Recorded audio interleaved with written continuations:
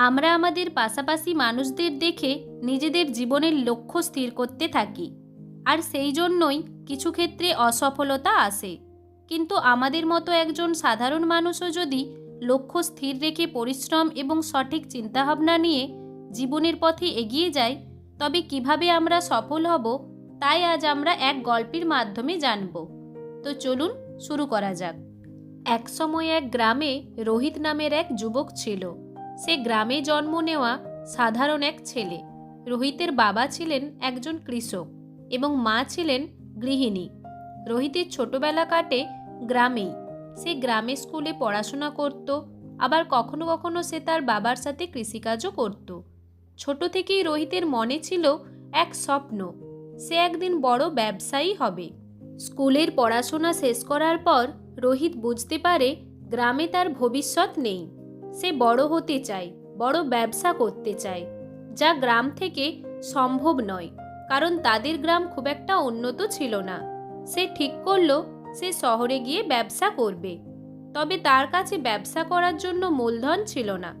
সে ঠিক করলো সে বিভিন্ন ধরনের কাজ করে মূলধন জোগাড় করবে। যেমন ভাবা তেমন কাজ। সে শহরে গিয়ে বিভিন্ন ধরনের কাজ করলো, যেমন অন্যের দোকানের কাজ, রেস্টুরেন্টে কাজ ইত্যাদি। কিন্তু সে সুখী ছিল না, কারণ তার মনে ছিল একটাই স্বপ্ন, নিজের ব্যবসা শুরু করা। একদিন শহরের এক বড় ব্যবসায়ীর সাথে রোহিতের পরিচয় হয়, যিনি তার জীবনের মোড় ঘুরিয়ে দেয়। ওই ব্যবসায়ী রোহিতকে বলেছিলেন যে সফল হতে হলে শুধু পরিশ্রমই যথেষ্ট নয়, সঠিক চিন্তা এবং পরিকল্পনা প্রয়োজন। তিনি আরও বলেছিলেন, সফলতা আসবে যদি তুমি লক্ষ্য স্থির করো, সাহসী হতে পারো এবং কখনোই হাল না ছাড়ো। ওই ব্যবসায়ীর কথাগুলো রোহিতের মনে গেঁথে যায়। সে তার প্রথম উদ্যোগ শুরু করার সিদ্ধান্ত নেয়। তার পক্ষে তখন কোনো বড় ব্যবসা শুরু করা সম্ভব ছিল না, কারণ তার কাছে তেমন টাকা ছিল না। তাই সে প্রথমে ছোট ব্যবসা শুরু করার সিদ্ধান্ত নেয়। রোহিত কসমেটিক্স বিক্রির একটি ছোট দোকান খুলল। কিন্তু রোহিতের ব্যবসা করা খুব একটা সহজ ছিল না। প্রথম দিকে তাকে বিভিন্ন সমস্যার সম্মুখীন হতে হলো, কারণ তার পুঁজি কম ছিল, ক্রেতার সংখ্যাও কম ছিল, তাছাড়া ব্যবসার কোনো অভিজ্ঞতাও তার ছিল না। কিন্তু রোহিত হতাশ হলো না। সে নিজের ভুলগুলো থেকে শিক্ষা নিল এবং প্রতিদিন একটু একটু করে তার ব্যবসা বড় করার চেষ্টা করল। একদিন হঠাৎ রোহিতের দোকান একটি বড় ঝড়ে ভেঙে পড়ে। তার পণ্যগুলিও নষ্ট হয়ে যায়। রোহিত তখন হতাশ হয়ে পড়ে। ওই সময় তার বাবার কথা মনে পড়ে। তার বাবা বলতেন, জীবনে বিপদ আসবে, কিন্তু তাতে ভেঙে না পড়ে সেই বিপদ থেকে শিক্ষা নিতে হয় এবং আবার জীবন শুরু করতে হয়। রোহিত ঠিক করল সে শুরু থেকে শুরু করবে। সে আবার তার দোকান শুরু করল, কিন্তু এইবার তার দোকানে ক্রেতা খুব বেশি হলো না।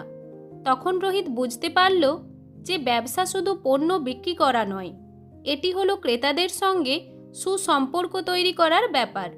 প্রথমবারে রোহিত তার ক্রেতাদের সাথে সুসম্পর্ক তৈরি করতে পারেনি, কিন্তু এইবারে সে ঠিক করল সে তার ক্রেতাদের সাথে সুসম্পর্ক তৈরি করার চেষ্টা করবে। কিছুদিন পর তার ব্যবসায় আবার লাভ হতে শুরু করলো। এরপর সে আরও বড় ব্যবসা করার সিদ্ধান্ত নিল। একদিন সে একটি বিদেশি ফ্র্যাঞ্চাইজির সঙ্গে চুক্তি করে এবং তার ব্যবসা আন্তর্জাতিক পর্যায়ে প্রসারিত করতে সক্ষম হয়। কিছুদিন পর তার কঠোর পরিশ্রম এবং দূরদৃষ্টি তাকে ব্যবসায়িক দুনিয়াতে এক পরিচিত মুখে পরিণত করল। এখন তার নিজস্ব একটি বৃহৎ কোম্পানি ছিল, যেটি বহু মানুষের কর্মসংস্থান দিয়েছে। রোহিত তার ব্যবসার মাধ্যমে বহু মানুষকে সাহায্য করেছে এবং নতুন উদ্যোক্তাদের জন্য প্রেরণার উৎস হয়ে উঠেছে।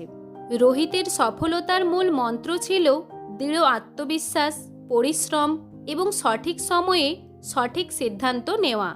সে জানত ব্যবসায় শুধু লাভের দিকেই লক্ষ্য করা উচিত নয়, বরং ক্রেতাদের সাথে সুসম্পর্ক স্থাপন করা খুবই গুরুত্বপূর্ণ। রোহিত তার ব্যবসার মাধ্যমে সৎ, ন্যায়সঙ্গত এবং সামাজিক দায়িত্বশীলতা নিয়ে কাজ করতে শুরু করল। রোহিত এখন একজন সফল ব্যবসায়ী। তার জীবনের মূল শিক্ষা হলো স্বপ্ন দেখো, কঠোর পরিশ্রম করো এবং কখনোই হাল ছেড়ো না। ব্যবসার পথে সফলতা শুধুমাত্র একটি গন্তব্য নয়, বরং এটি এক দীর্ঘ যাত্রা, যার প্রতিটি পদক্ষেপে শিক্ষা, কঠোর পরিশ্রম এবং দৃঢ়তার প্রয়োজন। রোহিতের গল্প আমাদের শেখায়, একেবারে সাধারণ একজন মানুষও যদি তার লক্ষ্য স্থির করে, পরিশ্রম এবং সঠিক চিন্তাভাবনা নিয়ে কাজ করে, তাহলে সে সব কিছুই অর্জন করতে পারে। ধন্যবাদ। আমাদের এই গল্পগুলি যদি আপনাদের ভালো লেগে থাকে তাহলে লাইক, কমেন্ট এবং শেয়ার করবেন এবং এই ধরনের আরও গল্প পেতে আমাদের চ্যানেলটিকে সাবস্ক্রাইব করবেন।